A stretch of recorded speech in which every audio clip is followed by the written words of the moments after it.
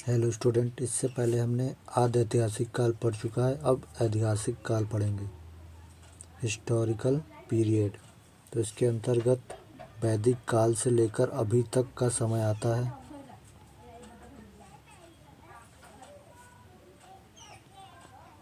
इसमें जैसे हमारा इतिहास, उसको 3 भागों में बांटा गया है: पुरातात्विक, विदेशी यात्रा और तीसरा साहित्य। और इसमें पुरातात्विक को 2 भागों में बांटा गया, सिक्का और अभिलेख। और साहित्य को बांटा गया धार्मिक और गैर धार्मिक।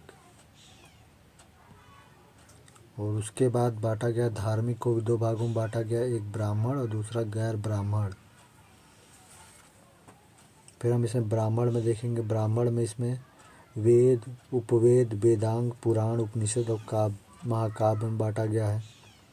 और गैर ब्राह्मण में जैन धर्म और बौद्ध धर्म को बांटा गया है। अब हम आगे इसमें सिक्का के बारे में पढ़ेंगे। सिक्का क्या है? सिक्के का अध्ययन न्यूमिस्मेटिक्स कहलाता है।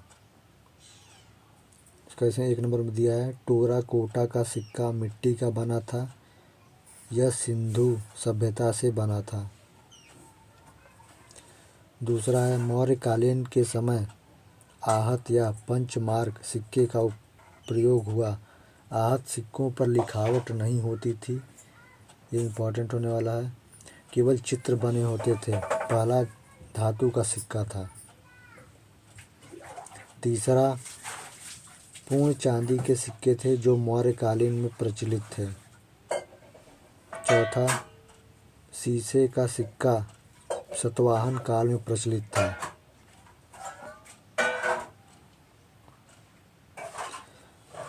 5 नंबर, पहली बार सोने का सिक्का यूनानी शासकों द्वारा प्रचलित किया गया। छठवां,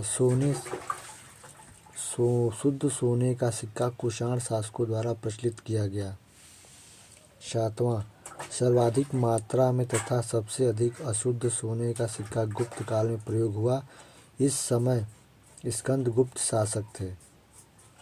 आठवां, चांदी का सिक्का गुप्त काल में चंद्रगुप्त द्वितीय विक्रमादित्य के समय प्रचलित हुआ। 9वां, मयूर शैली की सिक्का गुप्त काल में समुद्रगुप्त के समय प्रयोग में लाया गया। इस सिक्के का प्रचलन गुप्त काल में सर्वाधिक था।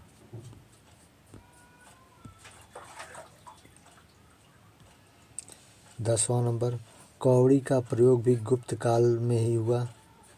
11, चमड़े का सिक्का हुमायूं के शासन काल में शिहाबुद्दीन ने प्रारंभ किया।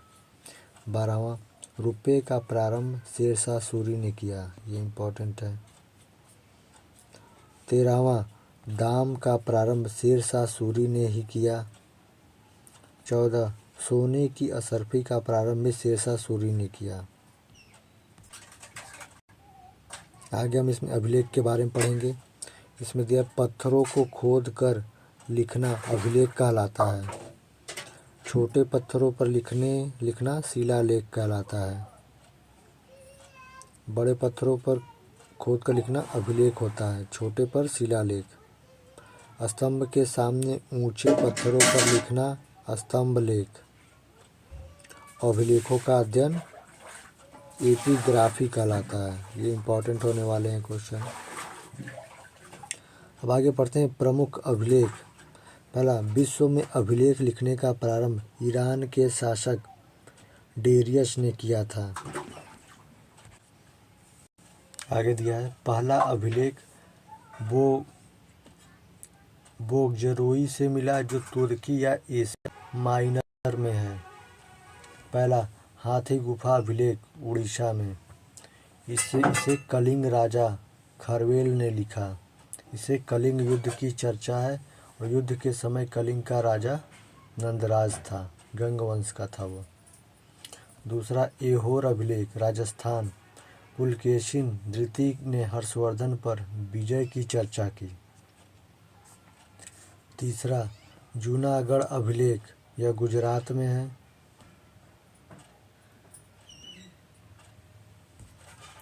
उसमें रुद्रदामन ने सुदर्शन झील की चर्चा की है। उस झील को चंद्रगुप्त मौर्य ने बनवाया था। चौथा है प्रयाग अभिलेख, इलाहाबाद। इसमें समुद्रगुप्त ने अपने विजय अभियान की चर्चा की है। अब आगे हम पढ़ेंगे स्तंभ लेख के बारे में।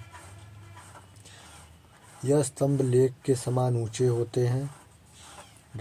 हेलियोडोट्स गरुड़ ध्वज स्तंभ लेख MP। इसमें भागभद्र ने भागवत धर्म की जानकारी दी है। आगे देखिए दिया विदेशी यात्री द्वारा भारत का वर्णन, हीरोडोट्स हिस्टोरिका। दूसरा मैगस्थनीज इंडिका। तीसरा पर्पस ऑफ द एरियोथिम सी, अज्ञात। चौथा टामली जियोग्राफिका। पांचवा प्लिनी नेचुरल हिस्टोरिका। छठवां अल-बेरूनी किताबुल हिंद तहकीक ए हिंद। सातवां मार्को पोलो चीन का यात्री। फहियान कैफोक्यू की चंद्रगुप्त द्वितीय।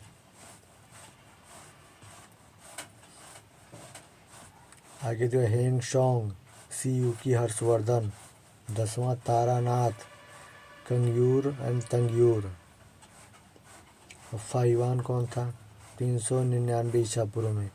फोक्यू की पुस्तक यह चंद्रगुप्त द्वितीय विक्रमादित्य के दरबार में आया था। उसने उस समय के भवन का कौड़ी की चर्चा की है। संयुग्मन 518 ईस्वी, चीन। इसने अपने 3 वर्ष की यात्रा में बौद्ध धर्म की प्रतियां एकत्रित की। हेंगशोंग 629 ईसा पूर्व। CU की ए हर्ष ने दरबार में आया। और इसमें क्या, इसमें नालंदा विश्वविद्यालय में अध्ययन तथा अध्यापन दोनों किया। इसे यात्रियों का राजकुमार कहते हैं। किसको? हेंगशोंग को। अब आगे पढ़ेंगे इत्सिंग 673 ईस्वी। यह चीनी यात्री था। यह त्रिपिटक की 400 प्रतियां अपने साथ चीन लेकर गया। इब्न बतूता, यह मोरक्को का रहने वाला था। यह 7000 किमी की यात्रा करके मोहम्मद बिन तुगलक के दरबार में आया। इसकी पहली पुस्तक रेहला थी, इब्न बतूता की। आगे अब्दुल रज्जाक, यह फारस का रहने वाला था। विजयनगर काल में आया था। इसका पुस्तक मतला ए शाहीन है। यह कृष्णदेव राय के दरबार में आया था। अब्दुल राजन कृष्णदेव राय के दरबार में आया था।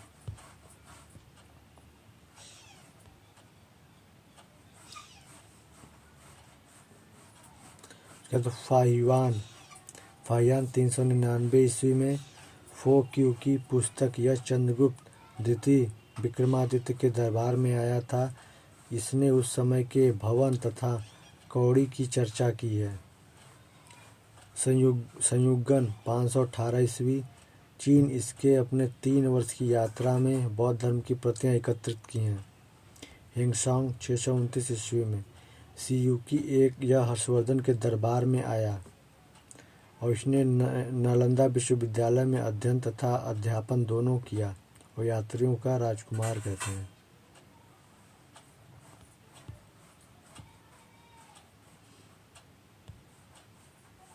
देखिए ये सब हमने ऊपर पढ़ा, इत्सिंग, इब्न बतूता और अब्दुल रज्जाक। आगे हम पढ़ेंगे साहित्यिक स्रोत।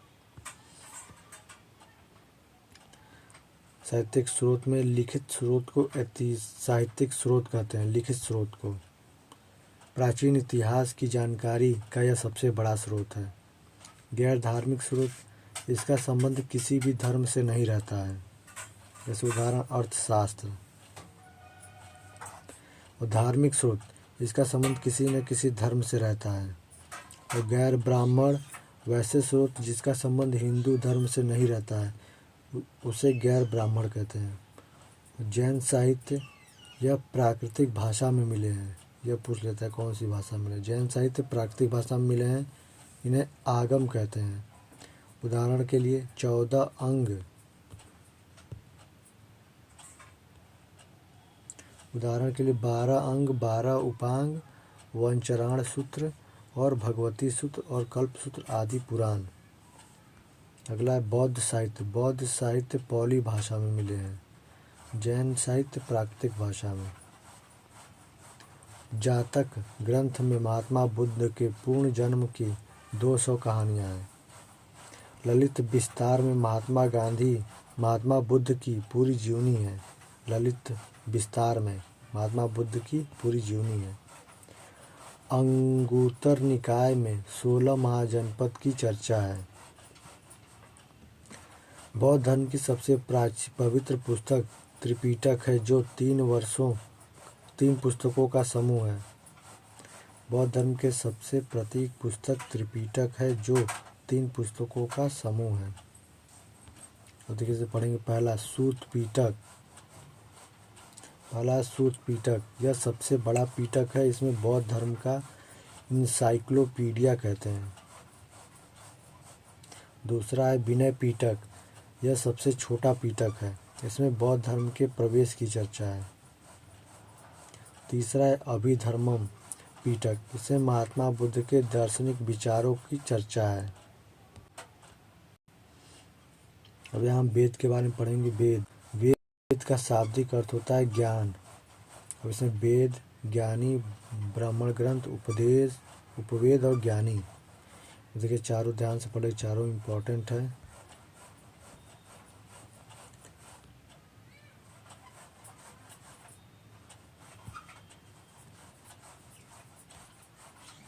आगे दिया वेद, वेदों की रचना ईश्वर ने की है और अतः वेद को अपौरुषेय कहा जाता है। अगला गुप्त काल में कृष्ण देवयान व्यास के वेदों का संकलन किया। प्रारंभ में वेदों की संख्या 3 ऋग्वेद, सामवेद तथा यजुर्वेद थी। अंत में वेद को त्रयी कहा गया, अतः वेद को त्रयी कहा गया। अथर्ववेद को बाद में शामिल किया गया, इसलिए इसे वेद त्रयी में नहीं रखते हैं। आगे देखेंगे ऋग्वेद के बारे में। इसका शाब्दिक अर्थ मंत्रों और रचनाओं का संग्रह होता है। इसमें 10 मंडल, 1028 सूक्त और 10,580 रचनाएं हैं। रचनाओं की अधिकता के कारण ही इसे ऋग्वेद कहते हैं। इसमें सबसे प्राचीन और सबसे बड़ा वेद है। इसमें ग्रामीण मंत्र, गायत्री मंत्र की चर्चा की है, जो सूर्य भगवान को समर्पित है। आगे दुआ है। पहली बार शूद्र का प्रयोग ऋग्वेद में हुआ। ऋग्वेद का दूसरा तथा 7वां मंडल पुराना है, क्योंकि इसका संकलन बाद में हुआ। 9वें मंडल में सोम देवता की चर्चा है। ऋग्वेद के ज्ञानी को होत्री कहते हैं।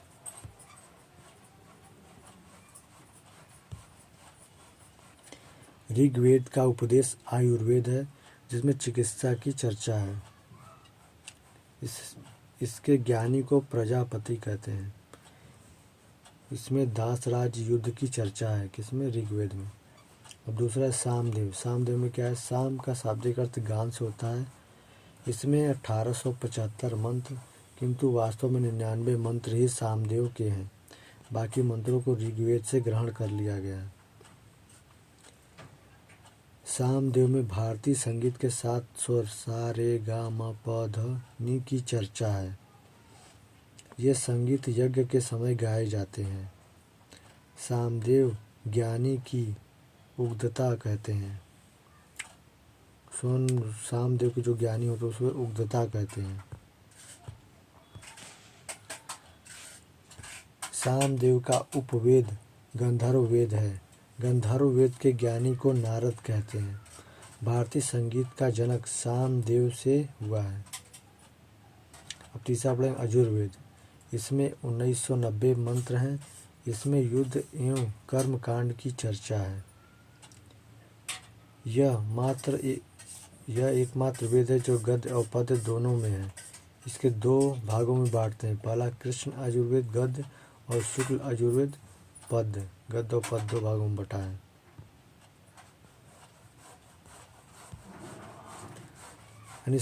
यजुर्वेद ज्ञानी को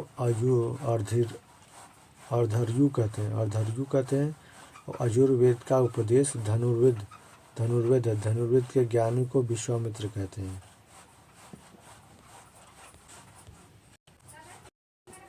आगे चौथा, इसकी रचना सबसे बाद अथर्ववेद। इसकी रचना सबसे बाद में उत्तर वैदिक काल में हुई। इसमें 6000 मंत्र हैं। इसमें जादू टोना वशीकरण रोग निवारण औषधि इत्यादि की चर्चा है अथर्ववेद में। अथर्ववेद एक शिल्प वेद है। अथर्ववेद के ज्ञानी को ब्रह्मा कहा जाता है। अथर्वा ऋषि ने इस वेद को लिखा है। अथर्वा ऋषि ने इस वेद को लिखा है। अथर्ववेद में सर्वप्रथम मगध अंग और राजा परीक्षित के बारे में उल्लेख किया गया है। आगे जो है ब्राह्मण ग्रंथ वेदों को अच्छी तरह समझने के लिए ब्राह्मण ग्रंथ की रचना की गई। सभी वेद अपने अपने ब्राह्मण ग्रंथ हैं। नोट में देखिए क्या लिखा है। वैदिक काल में जौ यानी यव गेहूँ मतलब गोधूम और चावल मतलब व्रीहि कहा जाता है। अरण्यक वैसी पुस्तक जिसकी रचना जंगल में की गई हो अरण्यक कहलाता है। इसकी संख्या 7 है। अथर्ववेद को छोड़कर सभी पुस्तक अरण्य हैं। वेदांगों को भली भांति समझने के लिए वेदांग की रचना की गई है। तो देखो वेदांगों की संख्या कितनी है पूछेगा। तो वेदांगों की संख्या कितनी है? 6 है। उसको 3 भागों में बांटा गया। देखो व्योजो, निशी और कक्ष। व्योजो में व्याकरण ज्योतिषी, निशी को निरुक्त शिक्षा और कक्ष को कल्प एवं छंद। तो व्याकरण देखिए जो है व्याकरण है अष्टाध्यायी पाणिनि द्वारा। ज्योतिषी बृहद संहिता 12 मिहिर। निरुक्त शास्त्र, शिक्षा शास्त्र, कल्प शास्त्र, छंद शास्त्र। निरुक्त की रचना यास्क महोदय ने किया। इसका अर्थ भाषा विज्ञान होता है। गौतम ऋषि ने कल्प की रचना किया है। वेदांग पढ़ने वाले अध्यापक को उपाध्याय कहते हैं। आगे देखिए हमारा आ गया पुराण। तो पुराण के बारे में पढ़ेंगे। पुराण इसकी रचना महर्षि लोमहर्ष तथा उग्रश्रवा ने किया। इसकी संख्या 18 है पुराणों की। इसके 5 वेद या वेदों का वेद कहते हैं। इसे 5वां वेद, पुराण को 5वां वेद या वेदों का वेद कहते हैं। इसमें प्राचीन राजवंशों की जानकारी मिलती है। स्त्री और शूद्र को इसमें पढ़ने की अनुमति नहीं थी, इससे सुन सकते थे। विष्णु पुराण में से मौर्य वंश की जानकारी मिली। मत्स्य पुराण इसमें सातवाहन वंश की जानकारी मिली। इसमें विष्णु भगवान के 10 अवतारों की चर्चा है। वायु पुराण इसमें गुप्त वंश की जानकारी मिली। इसमें लिखा है कि समुद्रगुप्त का घोड़ा 3 समुद्र का पानी पीता था। हम उपनिषद के बारे में जानेंगे। इसका अर्थ होता है गुरु के समीप ज्ञान प्राप्त करना। यह ब्राह्मणों के विरुद्ध राजपूतों की एक प्रक्रिया मानी जाती है। उपनिषद कितने 108, किंतु 13 उपनिषदों को ही मान्यता प्राप्त होती है। बृहद नारायण उपनिषद यह सबसे बड़ा तथा प्राचीन है। कठोपनिषद इसमें यम एवं नचिकेता का चर्चा है। इसमें ओम शब्द के महत्व को दर्शाया गया है। मंडूकोपनिषद इसमें सत्यमेव जयते की चर्चा है। अगला जबालोपनिषद। इसमें ब्रह्मा विष्णु महेश अर्थात त्रिमूर्ति की चर्चा है। सर्वप्रथम 4 आश्रमों के बारे में उल्लेख इसी उपनिषद में किया गया है। अगला अलोपनिषद। इसमें सबसे बाद का उपनिषद है। इसकी रचना अकबर के साथ हुई। स्मृति साहित्य। इसमें प्राचीन राजवंशों की जानकारी मिलती है। स्मृति साहित्य की संख्या 36 है। विष्णु स्मृति प्लस नारद स्मृति के जिसे गुप्त काल की जानकारी मिलती है। मनु स्मृति तथा यज्ञवल्क्य स्मृति से मौर्य काल की जानकारी मिलती है।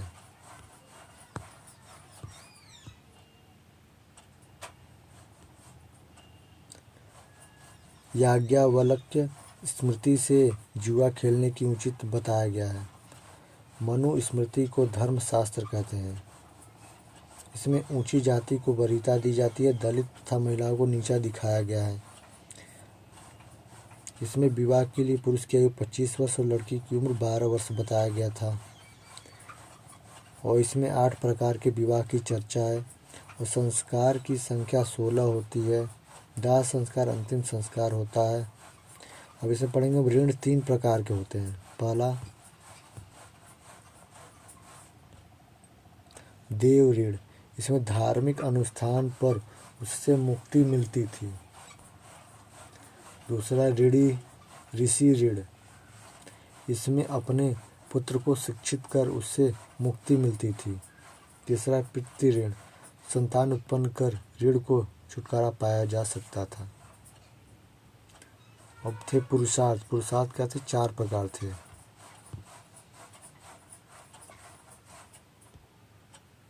पहला धर्म सामाजिक नियम व्यवस्था। दूसरा अर्थ आर्थिक संसाधन। तीसरा काम शारीरिक सुख भोग। चौथा मोक्ष आत्मा का उद्धार। अब पढ़ेंगे आश्रम की संख्या। आश्रम कितने थे? 4। जन्म से 5 वर्ष की अवस्था को बाल अवस्था या शिशु अवस्था कहते हैं। आगे दो है। फर्स्ट ब्रह्मचर्य 5 से 25 वर्ष गुरुकुल में शिक्षा। दूसरा गृहस्थ जीवन 25 से 50 वर्ष। तीसरा वानप्रस्थ 50 वर्ष से 75 वर्ष। और सन्यासी 75 वर्ष से अधिक।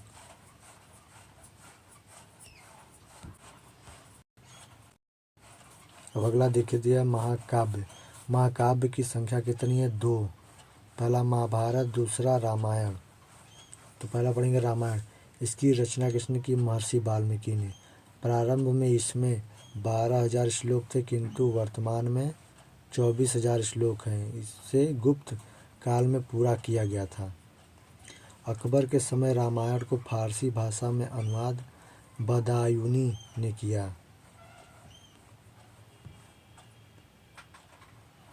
अगला है महाभारत। महाभारत यह विश्व का सबसे बड़ा महाकाव्य है। इसकी रचना वेद व्यास ने की। इसका प्रारंभिक नाम जय संहिता था। इसमें 8,800 श्लोक थे। वर्तमान में 1,00,000 श्लोक हैं। अगला महाभारत के खंडों को पर्व कहा जाता है। इसमें कुल 18 पर्व हैं। सबसे महत्वपूर्ण पर्व भीष्म पर्व है। इसमें अर्जुन तथा कृष्ण के वार्तालाप की चर्चा है। भीष्म पर्व को भागवत गीता तथा गीता कहा जाता है। इसमें क्या है कि अकबर के समय महाभारत को फारसी भाषा में रज्जनामा ने के नाम से अनुवाद किया गया था। यह भी इम्पोर्टेंट होने वाला है। अगला है वैदिक काल। वैदिक काल में से वैदिक काल से लेकर राजपूत काल तक का अध्ययन किया जाता है। वैदिक काल 1500 BC से 600 BC तक। वैदिक काल को 2 भागों में बांटा गया। ऋग वैदिक काल और उत्तर वैदिक काल। ऋग वैदिक काल 1500 से 1000 BC। उत्तर वैदिक 1000 से 600 BC। पहला वैदिक समाज में निर्माता आर्य थे। आगे आर्य मध्य एशिया मैक्स मूलर से आए थे और भारत में सप्त सैन्य प्रदेश में 7 नदियों का प्रदेश तथा पंजाब हरियाणा बसा गए।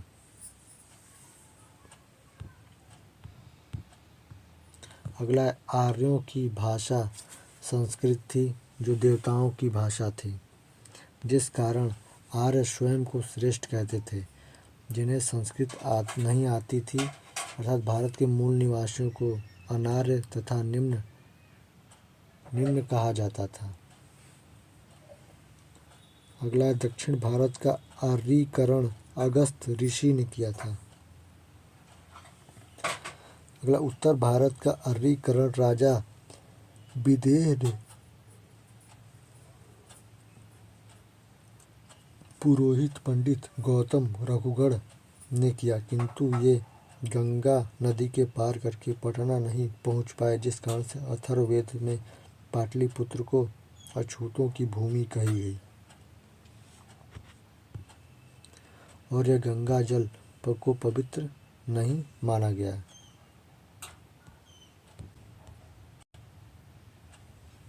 इस समय सबसे प्रिय पशु गाय थी, जो समृद्धि का संकेत थी। गाय की हत्या करने पर मृत्युदंड दिया जाता था। अगला राजा का मुख्य कार्य गाय के लिए युद्ध करना था और उस समय अर्थव्यवस्था का मुख्य आधार कृषि था। वैदिक समाज ग्रामीण सभ्यता थी। ऋग्वेद में 7वें मंडल में दशराग्य युद्ध की चर्चा है, जो आर्य और अन्याग्र के बीच हुआ।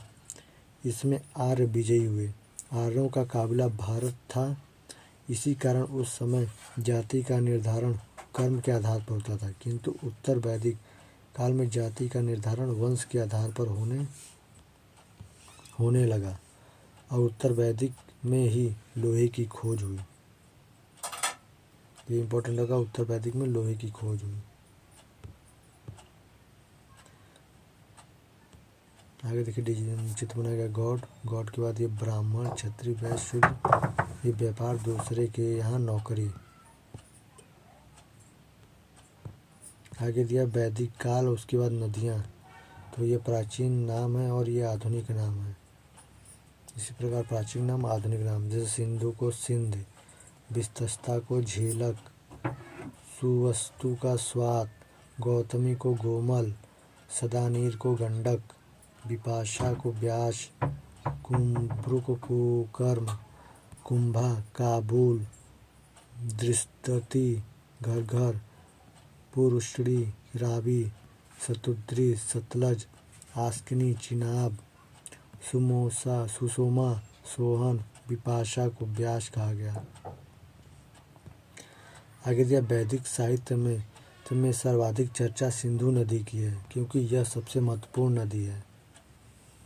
वैदिक काल के देवता पहला इंद्र, इसमें सबसे महत्वपूर्ण थे। इसकी चर्चा 250 बार हुई है। इसमें युद्ध तथा वर्षा का देवता कहते हैं। इसे पुरंदर भी कहते हैं। अग्नि, इसकी चर्चा 200 बार है। वरुण, वायु, सोम, जंगल के देवता।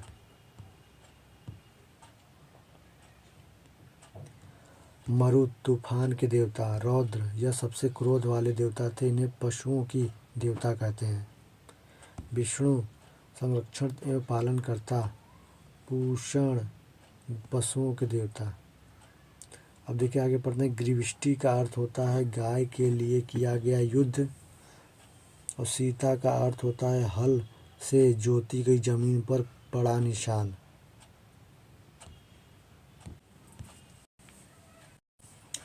आगे तो वैदिक काल की सामाजिक व्यवस्था। इस समय सबसे बड़ा पद राजा का होता था, इसमें जिसे जनता चुनती थी। राजा किसी भी निर्णय को लेने से पहले विभिन्न समितियों में बैठकर इसकी चर्चा करता था।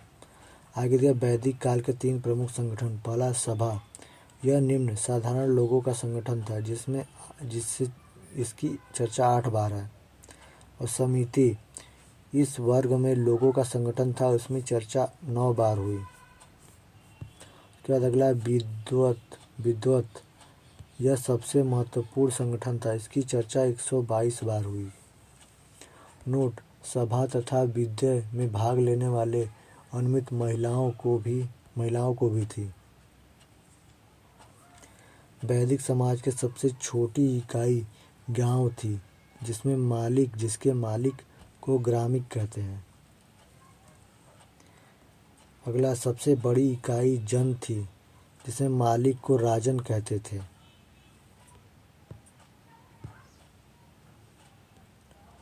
अगला, उत्तर वैदिक काल में लोहे की खोज होने के कारण कृषि तथा अर्थव्यवस्था में तेजी से परिवर्तन होने लगा और समाज धीरे धीरे ग्रामीण सभ्यता से नगरीय सभ्यता की ओर अग्रसर होने लगा। जन का आकार बढ़कर जनपद हो गया और जनपद आगे चलकर महाजनपद का रूप ले लिया।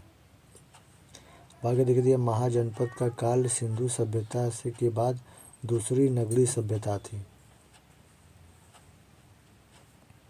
अगला, भारत में कुल 16 महाजनपद हुए, जिसकी चर्चा बौद्ध ग्रंथ के अगुंतर निकाय में है। अगला है 16 महाजनपद में 16 महाजनपद में सबसे समृद्ध तथा सबसे शक्तिशाली महाजनपद मगध था और आगे चलकर उन जनपदों का अधिकार कर लिया। अगला, वैदिक काल में टैक्स को बलि कहते थे, जबकि देवताओं को खुश करने के लिए पशु बलि दी जाती थी। अब आगे देखिए, इस समय घड़ा, मनका तथा मृदभांड 4 प्रकार के होते थे। पहला धूसर मृदभांड, दूसरा काला मृदभांड, तीसरा लाल मृदभांड, चौथा मिश्रित मृदभांड। सर्वाधिक प्रचलन धूसर ब्रह्मांड का था, जिस पर चित्र बने होते थे, जिसके कारण से चित्रित धूसर मृदभांड भी कहते हैं। अगला, मिश्रित मृदभांड लाल एवं काला दोनों का मिश्रण होता था। इस समय प्रकार के यज्ञ का प्रचलन था, जैसे यशमेव यज्ञ। इसमें घोड़े का यज्ञ करके छोड़ दिया जाता था और जहाँ तक घोड़ा जाता था वहाँ तक का क्षेत्र राजा ले लेता था और घोड़े को रोकने वाले व्यक्ति को राजा से युद्ध करना पड़ता था। दूसरा वाजपेयी यज्ञ, यह राजा के शक्ति प्रदर्शन के लिए होता था। इसमें रथों से रेस लगाई जाती थी। तीसरा है राजसूय यज्ञ, राज्याभिषेक के समय यह यज्ञ किया जाता था।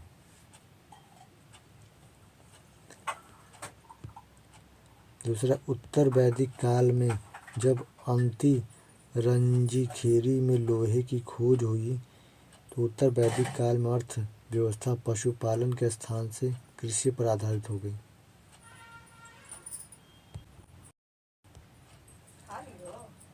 अगला दिया, वैदिक काल के षष्ठम दर्शन दिए गए। पहला संख्या दर्शन कपिल के द्वारा, दूसरा व्यास दर्शन गौतम, तीसरा योग दर्शन पतंजलि, चौथा वैष्णविक दर्शन कणाद, पांचवा उत्तर मिशाज वदरायण, छठवां पूर्वी मीमांसा जैमिनी।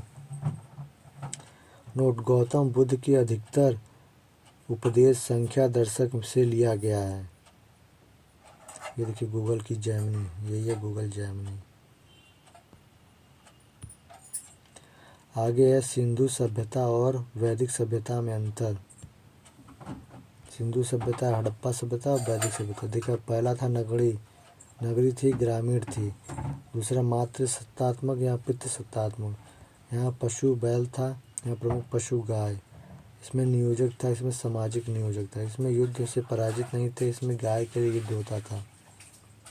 युद्ध से परिचित नहीं थे, यहाँ गाय के लिए युद्ध होता था। छठवां, कांसे की खोज हुई, यहाँ लोहे की खोज हुई। यहाँ कृषि का व्यापार था, यहाँ कृषि और पशुपालन का व्यापार था। अगला, शिव तथा मातृ देवी की पूजा होती थी, यहाँ इंद्र महत्वपूर्ण देवता थे वैदिक साम्राज्य में। अब देखिए, तो यहाँ से हमारा वन लाइनर क्वेश्चन आ गया। जो अभी तक हमने ऊपर पढ़ा, अब उससे रिलेटेड वन लाइनर आएंगे और वन लाइनर के बाद आपके हमारे ऑब्जेक्टिव आएंगे। तो ये वीडियो लास्ट तक देखिए, आपके लिए बहुत इंपॉर्टेंट होगा एग्जाम की तरह से। तो आइए शुरू करें वन लाइनर क्वेश्चन। पहला देखिए दिया है, अथर्ववेद में दो संगठनों को प्रजापति की दो पुत्रियों के समान माना गया है, वे संगठन सभा एवं समिति। किस ग्रंथ में पंचम वेद के रूप में इतिहास एवं पुराण की व्यवस्था की गई? पुराण में। लोकप्रिय गायत्री मंत्र का उल्लेख किस वेद में किया गया? ऋग्वेद में। शूद्र का सर्वप्रथम उल्लेख ऋग्वेद में किस मंडल में किया गया मिलता है? 10वां मंडल में। किन दो मंडलों में ऋग्वैदिक आर्यों के लौकिक जीवन एवं दार्शनिक चिंतन के साक्ष्य उपलब्ध होते हैं? पहला एवं 10वां मंडल। अगला, किस ऋषि ने दक्षिण भारत में आर्यकरण किया? वे थे अगस्त्य। अगला, वैदिक समाज का 4 वर्णों में विभाजन का स्पष्ट उल्लेख किया ग्रंथ में प्राप्त होता है? ऋग्वेद का पुरुष सूक्त में। वैदिक आर्यों द्वारा उत्पादित सबसे प्रमुख खाद्यान्न था जौ। अगला है, पुनर्जन्म के सिद्धांत का प्रथम स्पष्ट साक्ष्य किस ग्रंथ से प्राप्त होता है? बृहदारण्यक उपनिषद। किस अधिकारी को राज्य निर्माण के रूप में जाना जाता है? ग्रामीण। ऋग्वैदिक काल में लोग इंद्र का किस प्रयोजन से आह्वान करते थे? भौतिक सुख एवं विजय। अगला, किस वेद पर विद्वानों द्वारा सार्वजनिक भाष्य लिखी गई है? यजुर्वेद। अगला, वेद साहित्य में अथर्ववेद को कहा गया ब्रह्मवेद।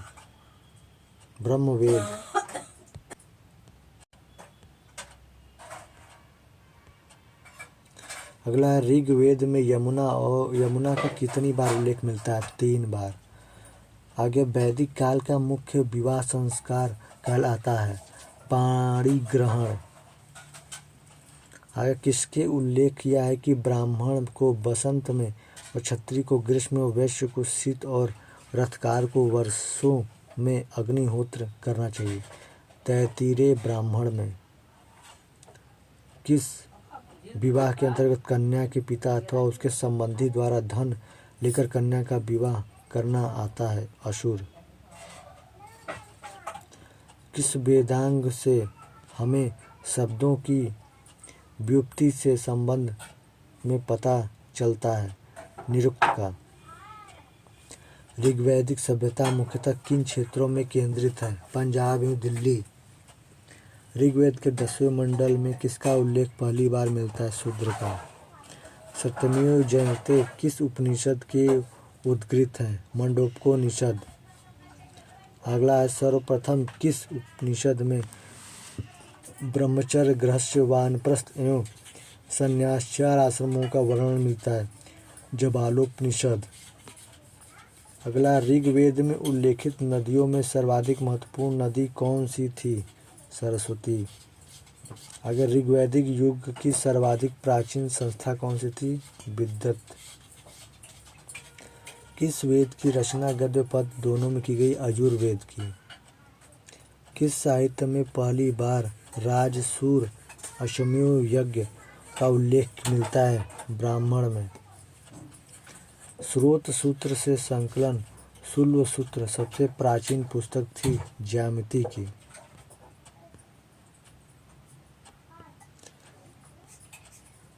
अगला, किसने उत्तरी ध्रुव को आर्यों का मूल निवास स्थान बताया था? बाल गंगाधर तिलक ने। अगला, प्रारंभिक वैदिक समाज मुख्यतः किस पर आधारित था? पशुपालन पर। अगला, ऋग्वेद में एक स्थान पर 10 राजाओं ने युद्ध का उल्लेख हुआ है जिसे दशराज्य युग कहा जाता है।